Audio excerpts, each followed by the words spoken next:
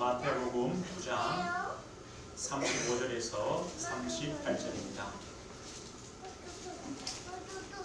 한 목소리로 말씀 보겠습니다.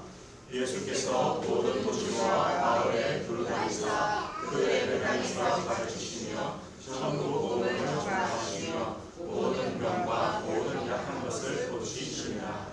무리를 보시고 불쌍히 여기시니 이는 그들이 목자 없는 양과 같이 고생하며 기증하니라. 이에 제자들에게 이르시되 추수할 것은 많은데 일꾼이 적으니 그러므로 추수하는 주인에게 청하여 추수할 일꾼들을 보내주소서 하라 하시니라. 아멘. 오늘 마태복음 9장 35절부터의 말씀을 통해 그리스도의 사역이라는 제목으로 함께 말씀을 나누겠습니다. 오늘 짧은 한 구절 속에 예수님의 사역들을 다 모아놨습니다. 예수님께서 가르치시고 또 천국 복음을 전파하시고 모든 병과 약한 것을 고치셨다. 이것이 바로 예수님께서 하신 사역들입니다. 그러면서 오늘 본문에는 예수님의 그 사역을 계속 이어갈, 예수님의 그 그리스도의 사역을 계속 이어갈 일꾼을 보내달라고 기도하라고 오늘 본문에 말씀하고 있습니다. 다르게 말하면요, 그리스도의 사역을 지속할 저와 우리 성도님들, 하나님께서 이 시대에 또 이때에 추수할 일꾼으로 우리를 부르셨다. 또 여기에 대한 믿음과 확신입니다. 우리가 예수님을 믿습니다. 예수님의 그 사역을 또 다르게 말하면 이렇게 말해 주십니다. 예수님이 누구신가를 알려주십니다. 이거 알려주시지 않으면 알지 못해요. 알려주십니다. 또 그리고 예수를 믿을 때 일어나는 그 축복들, 우리의 신분이 바뀌고 우리 안에 생명이 들어오고 이 사실들, 그러면서 그리스도 안에서 우리의 새로운 인생, 새로운 삶이 시작이 되죠. 그게 바로 치유입니다. 우리가 마태복음 8장 9장에 보면서 이 사람들이 치유받았다, 끝이 아니죠. 그게 시작입니다. 치유받으니까 뭐가 됩니까? 하나님께 나아갈 수 있습니다. 죄사함 받았으니까 하나님께 나아갈 수 있습니다. 하나님과 교제가 됩니다. 하나님과 함께하는 삶이 됩니다. 이것이 바로 예수님의 공생애의 사역이고 또 우리에게 주신 축복이요 우리가 전할 사명이고 은혜입니다. 우리는 먼저 예수님의 그리스도의 사역 이전에 예수님께서 어떻게 현장을 보셨는가, 이것을 우리가 먼저 봐야 되겠습니다. 예수님은 많은 병자들을 고치셨습니다. 특별히 육신의 질병이죠. 그리고 육신의 질병과 또 같이 오는 게 뭐였습니까? 귀신 들린 자들, 늘 성경에 나옵니다. 육신의 병은 어떤 겁니까?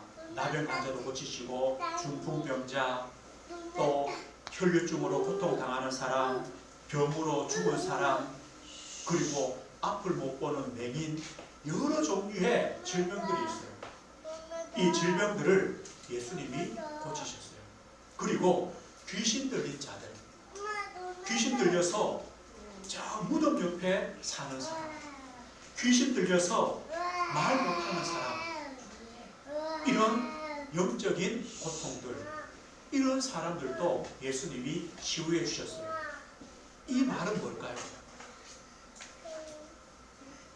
예수님 당시뿐만 아니라 지금도 사람들이 병들어 있다는 거예요. 육신의 병, 또 마음과 그 영적인 병들, 병든 현장이다. 병든 사람들이다. 예수님은 왜 이 사람들이 병들었을까 할 때 이렇게 말씀했죠. 그냥 병자를 고치신 것이 아니라 네 죄 사함을 받았다. 내가 죄를 사하는 권능이 있음을 알게 하려 함이라. 예수님은요, 우리 인생이 병든 인생이 되는 이유가 뭐냐? 하나님을 떠난 죄 때문이다. 죄의 종된 인생이기 때문에 병든 인생일 수밖에 없다. 그것을 말씀드립니다. 죄의 종된 인생이란 뭡니까? 죄라는 것은 값이 있죠. 사망입니다. 죽음입니다. 죄와 사망의 법이랬습니다. 사망이 뭡니까? 병든 겁니다. 죄로 인한 병든 것이 바로 사망입니다. 그러다가 당연히 죽음이 오죠. 내세가 있죠. 성경에 말씀합니다. 사람들이 흑암의 권세에 묶여있다. 흑암의 권세에, 죄의 권세에 묶여있습니다. 이것이 바로 예수님께서 보신 현장입니다. 그런데 오늘 본문에는 병들었고 죄의 종된 인생으로 끝나는 것이 아니라 오늘 이렇게 말씀합니다. 단순히 질병의 문제, 연약함의 문제가 아닙니다. 그거는 눈에 보이는 거죠. 사람들이 목자 없는 양과 같다. 주님 보실 때에 목자 없는 양입니다. 목자가 없습니다.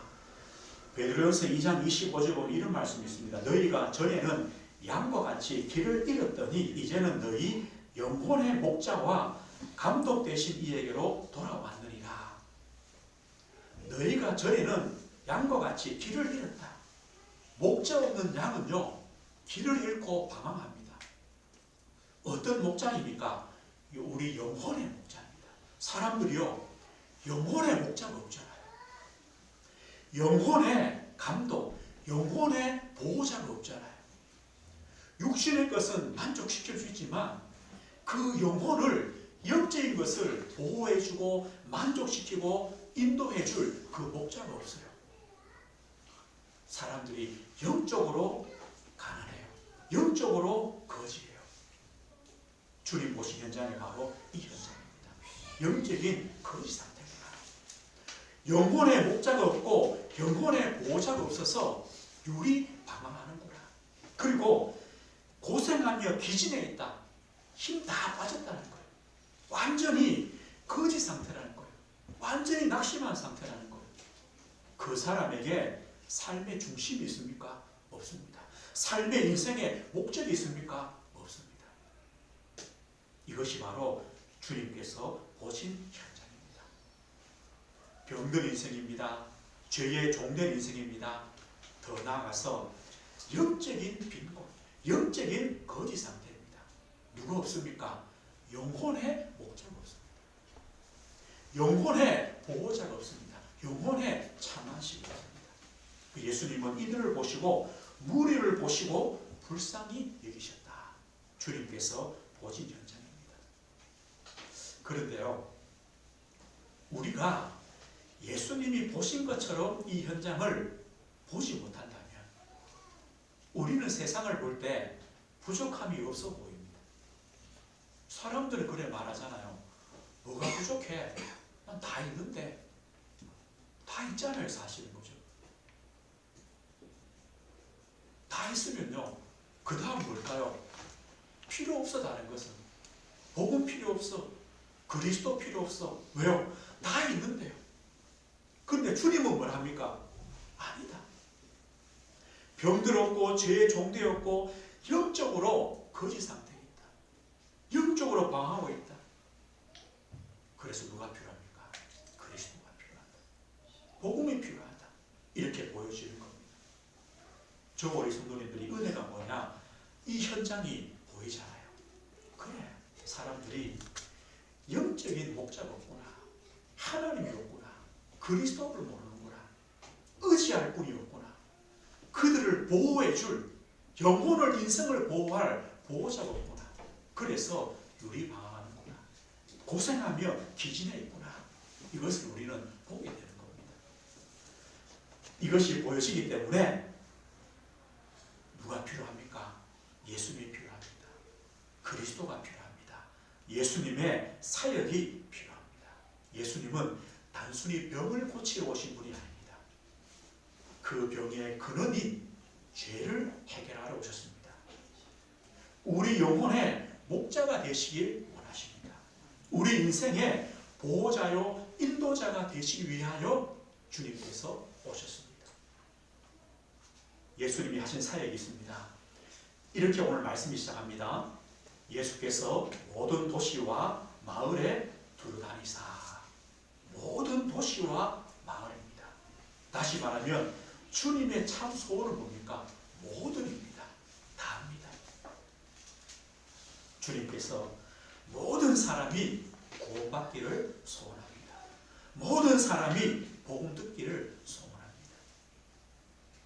주님께서는 우리에게 맡겨진 지역, 우리에게 맡겨진 직장, 우리의 가정, 가문, 여기에 그 모든 사람들이 복음 듣기를 소원합니다. 왜냐? 이것 때문에 주님이 오셨기 때문이에요. 그러면서 예수님께서 그들의 회당에서 가르치셨다. 예수님의 사역입니다. 가르치셨습니다. 예수님께서 무엇을 가르쳤을까요? 이 당시에는 신약 성경이 없습니다. 구약 성경밖에 없습니다. 회당에서 구약 성경을 읽고 강론해 줍니다. 예수님께서 뭘 가르치십니까? 구약 성경을 통하여 구약에 약속하신 메시아 구원자가 누구냐, 이것을 말씀하시겠죠. 이것이 바로 예수님의 사역입니다. 아담에게 약속하신 여자의 후손이 누구냐? 저 바벨론 포로되었을 때 약속하신 임마누엘, 처녀의 몸에서 오실 임마누엘이 누구냐? 이것을 말씀하시겠죠. 구약시대에 그 피 흘리며 주님께 나아갔던 그 피 언약의 피제사의 주인공이 누구냐? 그 언약의 성취로 온 자가 바로 나다. 주님은요, 이것을 말씀해요. 베드로의 고백처럼 주님은 그리스도시고 하나님의 아들이십니다. 이것을요, 성경을 통해 가르치십니다. 예수님은 죽은 자를 살리고 병을 고치며 이런 기적을 통해서도 예수님이 그리스도요 하나님의 아들이심을 전하시지만 말씀을 통해서 이 사실들을 가르치십니다. 그래서 이 예수님의 사역은요, 선지자 사역입니다. 구약에 약속하신 그리스도, 그 언약의 주인공이 바로 예수님이시다. 이것을 가르칩니다. 길이요 진리요 생명 되신 그리스도, 우리를 영혼의 목자에게로 인도하실 그리스도, 그분이 바로 예수님이시다. 주님의 사역입니다. 두 번째 사역은 어떤 겁니까? 천국 복음을 전파하셨다. 천국 복음이 뭡니까? 하나님 나라의 복음입니다. 예수님이 오신 걸 보고 뭐라 했습니까? 천국에 가까웠다 그랬습니다. 예수님이 오신 그 자체가 뭐냐? 천국이 임했습니다. 하나님 나라가 임했습니다. 다시 말하면요, 예수님께서 만왕의 왕이시라는 겁니다. 모든 만물, 모든 인생의 주권자요, 우리 인생의 주인이시다. 우리 인생의 주권을 가지신 그리스도시다. 이것을 우리에게 말씀합니다. 예수님을 믿는 것이 뭡니까? 예수님을 나의 주인으로, 내가 그 주님의 다스림 속에, 주님의 보호 속에, 주님의 인도 속에 들어가는 것, 이것이 바로 예수님을 믿는 것입니다. 하나님 나라가 임해 있는 것입니다. 하나님 나라가 임할 때 어떻게 됩니까? 우리를 둘러싸고 있던 흑암의 나라, 이 사탄의 나라가 무너지는 겁니다. 주님이 오심이 바로 하나님 나라가 임한 겁니다. 우리 안에 성령이 임하시죠. 하나님 나라가 임했습니다. 강한 자는 결박된다고 약속했습니다. 이게 바로 하나님 나라의 축복입니다. 우리 시편 40편을 봤습니까? 다윗이 이런 고백을 했습니다. 나를 기가 막힐 웅덩이와 수렁에서 끌어올리시고 내 발을 반석 위에 두사 내 걸음을 견고하게 하셨도다. 우리를 기가 막힐 웅덩이, 그 구렁텅이에서 우리를 끌어올리시고 우리를 반석 위에 세우셔서 우리의 걸음을 견고하게 하셨다. 다시 말하면요, 더 이상 원수가 우리를 괴롭히거나 우리를 무너뜨리지 못하도록 우리를 반석 위에 세워주셨다. 이것이 바로 하나님 나라입니다. 주님의 사역입니다. 그들의 회당에서 가르치시며 선지자 사역입니다. 천국 복음을 전파하셨다. 왕의 사역입니다. 그리스도가 왕이시다. 이걸 알리십니다. 그리고 예수님이 그리스도요, 예수님이 참 왕이시기 때문에 나타나는 증거가 뭡니까? 세 번째죠. 모든 병과 모든 약한 것을 고치셨다. 이겁니다. 예수님이 그리스도시요, 예수님이 참 왕이시기 때문에 병과 약함들이 치유됩니다. 병이 치유됐다는 것은 뭡니까? 죄와 사망의 법에서 해방되었다. 죄의 사함 받았다. 이거 아닙니까? 그리스도께서 우리 안에 역사하셨고 우리의 왕으로 역사하신다. 영혼이 치유되는 거죠. 우리의 마음과 생각을 지키십니다. 우리의 병과 약한 것도 고치십니다. 우리 육신까지 고치시는 겁니다. 치유받는 것이 뭡니까? 새 생명, 새 삶이, 새 생활이 시작되는 겁니다. 남의 환자가 병 나았을 때 예수님 어떻게 합니까? 제사에 가서 네 몸을 보여라. 이유가 뭡니까? 보여서 깨끗하구나 확증받으면 이 사람은 새로운 삶이 됩니다. 가정으로 돌아갑니다. 사회로 돌아갑니다. 하나님의 성전에 나와서 예배할 수 있습니다. 이게 새로운 삶이죠. 사도행 3장의 성전 미문에 앉은 그 안전뱅이가 예수 이름을 믿음으로 치유되었을 때 어떻게 됩니까? 일어서서 뛰면서 걸으면서 어디로 갑니까? 성전으로 들어가서 하나님을 찬양했습니다. 이것이 바로 새로운 인생입니다. 예수님은요, 우리의 제사장이 되십니다. 제사장 사역입니다. 우리를 죄와 사망의 법에서 해방하셔서 새로운 생명 주시고 새로운 삶이 시작되도록 하셨습니다. 오늘 예수님의 사역이 바로 이 사역입니다. 왜 이 사역이 필요합니까?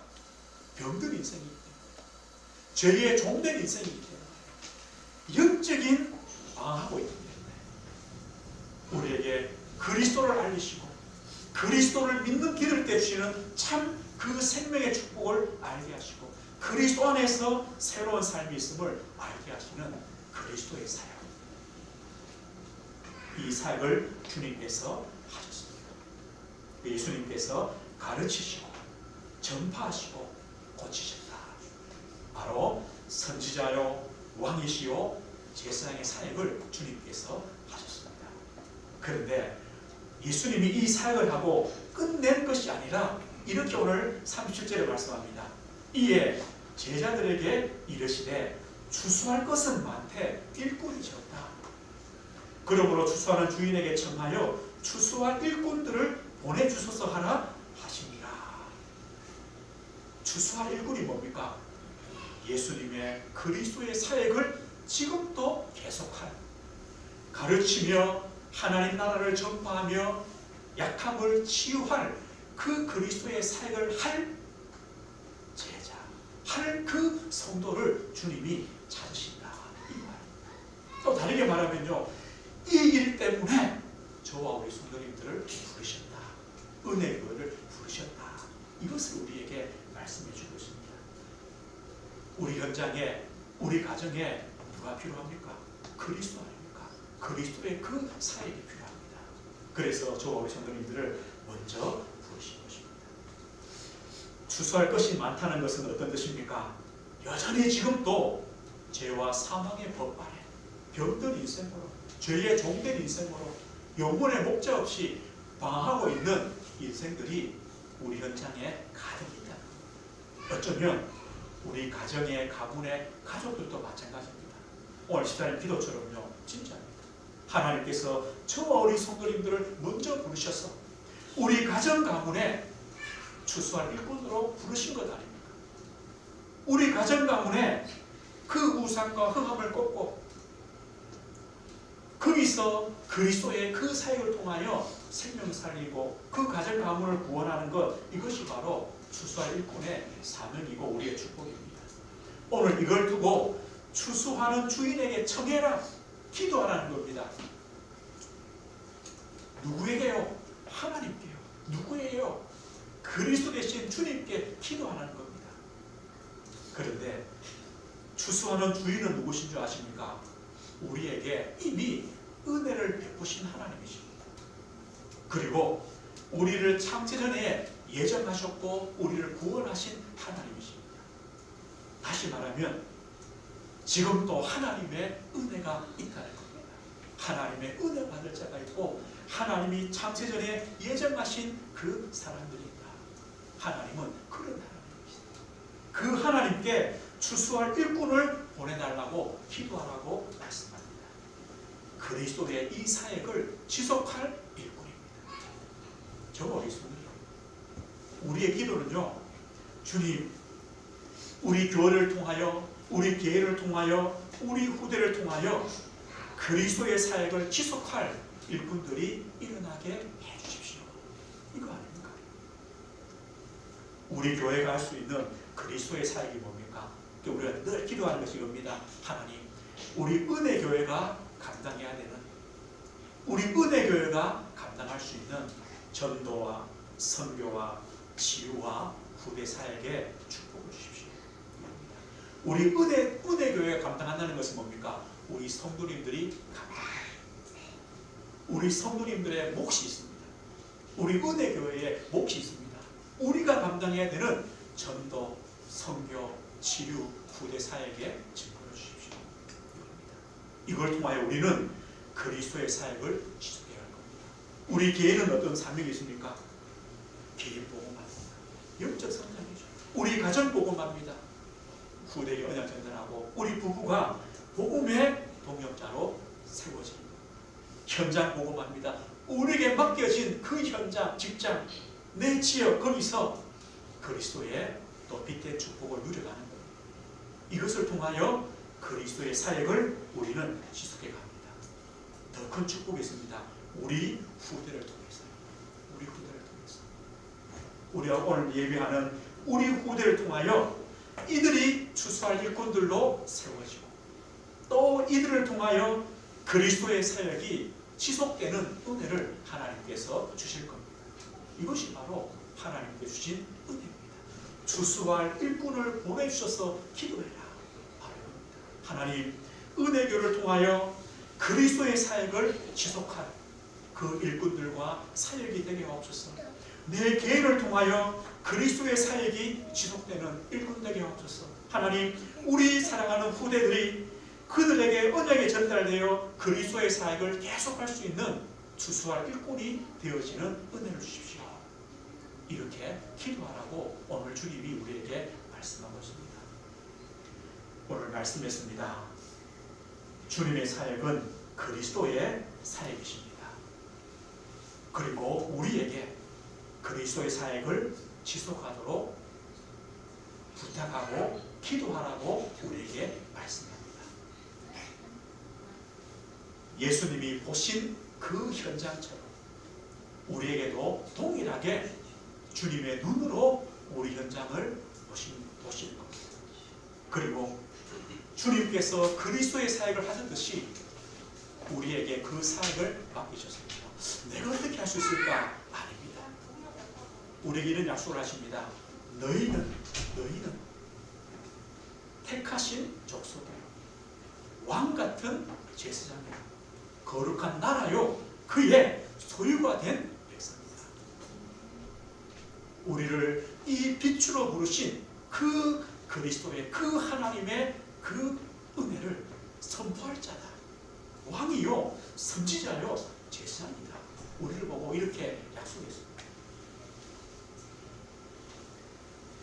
저와 우리 성도님들은 하나님의 은혜 받은 자요, 하나님의 부르심을 받은 성도요, 교회입니다. 우리에 맡겨진 영혼이 있습니다. 현장이 있습니다. 이들에게 그리스도의 사역을 지속하도록 우리를 부르셨습니다. 그렇다면 우리의 기도 제목도 분명합니다. 하나님, 추수할 일꾼이 되게 하옵소서.